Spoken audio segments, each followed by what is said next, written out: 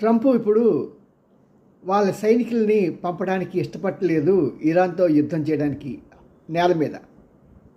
Yes, ఎందుకంటే ఇప్పటికే 6 శవాలు వెళ్ళేటప్పటికి అమెరికా సైనికులవి అమెరికాలోకి అక్కడ ప్రజల హాహాకారాలు మిన్నట్టాయి. ఇంకా డైరెక్ట్ యుద్ధం అంటే అమెరికా సైనికులు చాలా స్మూత్గా ఉంటారు, అంటే ఆడపిల్లలాగా ఉంటారు వాళ్ళు. అదే ఆఫ్ఘనిస్తాన్ కానీ ఇరాన్ కానీ సైనికులు చూస్తే, ఇరాక్ సైనికులు కానీ చూస్తే వాళ్ళు మంచి రఫ్ అండ్ టఫ్ మొగాడిలా ఉండాలిరా అన్నట్టుగా ఉంటారు. సో ఆ సంగతి తెలుసు పాపం ట్రంప్కి. అందుకోసమే వీళ్ళని ఎక్కడి నుంచి కొనుక్కొద్దామా మనుషులని, కనీసం 1,00,000 మందినే తీసుకొస్తే, 1,00,00,000 మందినే తీసుకొస్తే కానీ సరిపోదు అని అనుకున్నాడు. సరే, కోటిలో కనీసం 100 వంతైనా 1,00,000 మందినే ముందుకు దింపేద్దాం ముందు రంగంలోకి, వాళ్ళని భయపెట్టడానికి అనుకొని అక్కడ కుర్దూస్ అనే ఒక జాతి ఉన్నారు. వీళ్ళు ముఖ్యంగా ఇరాన్లోను, ఇరాక్లోను, తర్వాత సిరియాలోను, టర్కీలోను 4 ప్రదేశాల్లో బాగానే ఉంటారు. ఈవెన్ ఇరాన్లో కూడా కొంతమంది ఉన్నారు, సుమారు 1,00,000-2 లక్షల మంది వరకు. వీళ్ళు కూడా మంచి యోధులు, కానీ వీళ్ళు గెరిలా పోరాటంలో బాగా చక్కగా పోరాడగలుగుతారు. కానీ ఆయుధ సంపత్తితో డైరెక్ట్గా ఆమ్నే సామ్నే అనే దానికి వీళ్ళు పెద్దగా అనుభవం లేనివారు, ట్రైనింగ్లో లేనివాళ్ళు.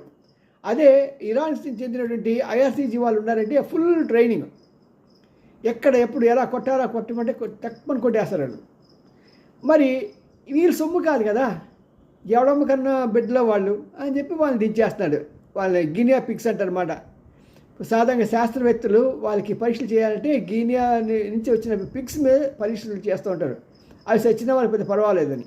అలాగే పాపం ఈ సైనికులు కూడా అమెరికా అలాగే వాడుతున్నది. కానీ ఈ కుర్దులకి వేరే ఆలోచన లేదు, ఎందుకంటే వాళ్ళు ఎక్కడున్నా సరే ఆ దేశంలో పాపం చాలా కష్టాలు పడుతున్నారు. వాళ్ళ కర్మ ఏంటో కానీ ఇరాక్లో వాళ్ళ జాతికి చెందిన వాళ్ళు 2 ప్రైమ్ మినిస్టర్స్గా పనిచేశారు. మసాద్ బెర్జానీ, తర్వాత ఆస్ట్రియా ఆల్ ఖాదీమ్ అనే వాళ్ళిద్దరు కూడా ప్రైమ్ మినిస్టర్గా పనిచేసి కూడా ఆ ప్రజలకి, ఆ సమూహానికి ఏమీ చేయలేకపోయారు పాపం. బట్ ఇప్పుడు ఏంటంటే వాళ్ళకి ఎన్నోసార్లు అమెరికా వాళ్ళని మోసం చేసినా సరే అక్కడున్న పరిస్థితుల్లో గతి లేక అమెరికాకు సపోర్ట్ చేయడానికి వీళ్ళు నిర్ణయించుకుని 4 ప్రదేశాల నుంచి 4 వెళ్ళి అమెరికాలో ట్రంప్ని కలిశారు. ఆయన ఇచ్చిన బిర్యానీ తిన్నారు, మందు కొట్టారు, హాహా ఓహో అన్నారు.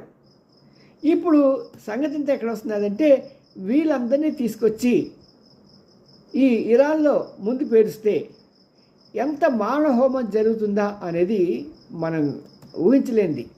పాపం వీళ్ళకి ఏం తెలియదు. వీళ్ళకి కేవలం గెరిలా యుద్ధం చేయగలిగే వారు మాత్రమే. కానీ ట్రంప్ చేసే చాలా తప్పు.